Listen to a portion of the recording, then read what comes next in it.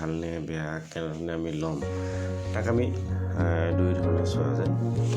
এটা হ'ল আমাৰ ফাণ্ডামেণ্টেল এনালাইচিছ বুলি ক'লে মানে আমি শ্বেয়াৰ এটাৰ যিখিনি নেকি তাৰ ইনফৰমেশ্যন বা যিখিনি নেকি আমাৰ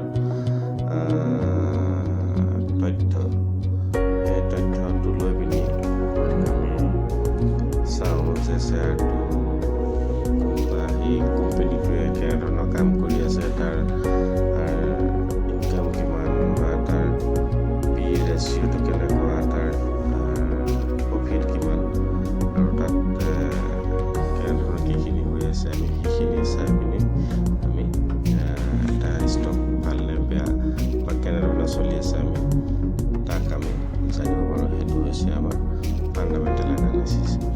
আৰু এটা কথা হ'ল যে আমি ষ্টক এটা আমি তাক চাই পিনি আমি ক'ব পাৰোঁ কেনেধৰণে কাম কৰি আছে।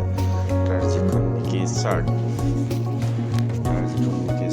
সেই চাৰ্টখনে বহু কথা কয় আৰু সেই চাৰ্টখনক চাই পিনি যিটো নেকি এনালাইচিছ কৰা হয় সেইটোক মানে কোৱা হয় টেকনিকেল এনালাইচিছ।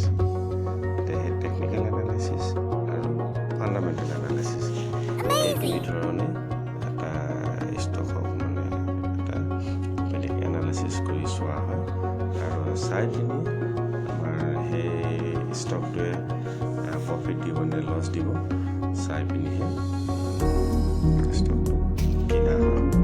আৰু যিকোনো এটা ফাণ্ডামেণ্টেলে হওক বা টেকনিকেলে হওক যিকোনো এটা এনালাইচিছ কৰি কিন্তু ষ্টক এটা কিনিব লাগে।